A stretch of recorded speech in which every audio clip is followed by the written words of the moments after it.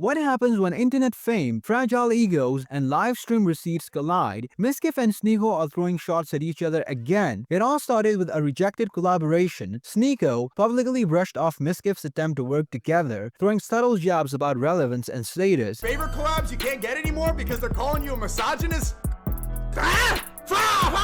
It was because Sneako had an old grudge against Demon Mizkif. Back when Sneako was a small streamer, he wanted to collab with Mizkif, but he rejected it because Miz considered himself a big fish back then. But what should have ended there didn't. Instead, it ignited a chain reaction that pulled in live stream drama, accusations, and entire communities picking sides. The response came live on stream. Rather than just clapping back, Mizkif went into full defense mode, talking about his reputation, his past controversies, and why he believes the internet has already decided who he is, regardless of facts. And then came the big claim, organized brigading. According to him, posts attacking him were blowing up suspiciously fast, dozens of comments in minutes, hundreds of posts almost instantly. To him, that didn't feel organic, it felt coordinated. My brother actually checks livestream fails a lot, and he called me this morning and he said, Matt, I swear to God, I saw that thread and it had 50 comments in 4 minutes. It had 50 comments in 4 minutes. He argued that positive moments never trend, but negative clips get boosted, shared, and weaponized.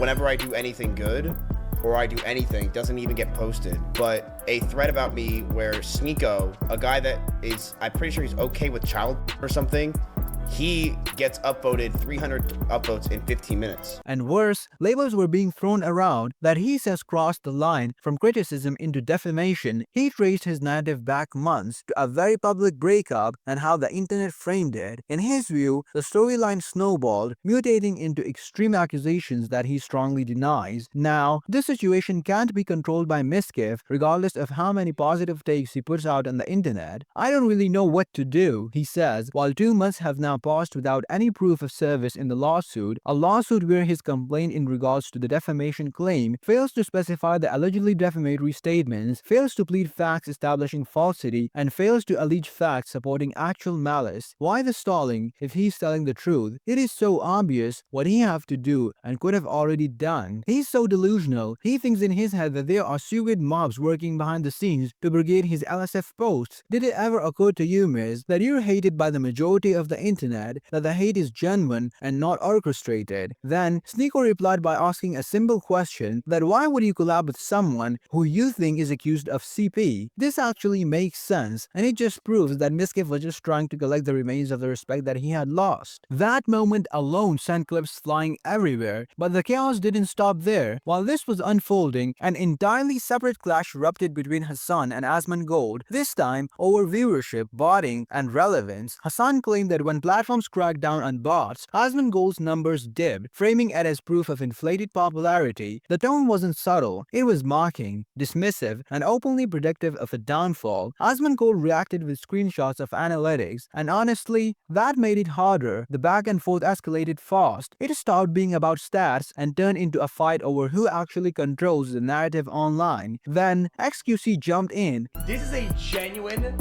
it is such a good turn of events, Chagas. I wish some of you guys sometimes just paused and zoomed out, right? And try to see it live from my eyes for just a minute. He pointed out the irony. The same people who once mocked others for questioning view counts were now making similar accusations with less data and more confidence.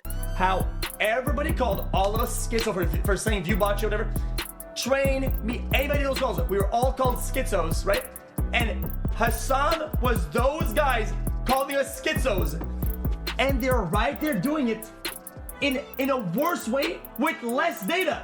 On the other side, a milkshake spills inside a $700,000 Rolls Royce. What the F did he expect doing all-you-can-eat food challenge in a car? Shit is gonna get spilled. It's going to get messy. I understand you're rich and so, but if you're a true car guy, you don't allow to eat in the car, especially when the car is worth 10 years of NPC's life. This wasn't just streamer beef. It was a case study in online reputation, cancel culture, brigading accusations, and how false narratives can spiral once the internet locks onto a story. In a world where clips outpace context and perception beats proof, the loudest voice doesn't always win, but it definitely gets heard. So the question isn't who's right or wrong. The real question is who controls the story when everyone's watching live, because on the internet, one stream can change everything. Watch this video next and don't forget to like and subscribe. Cheers.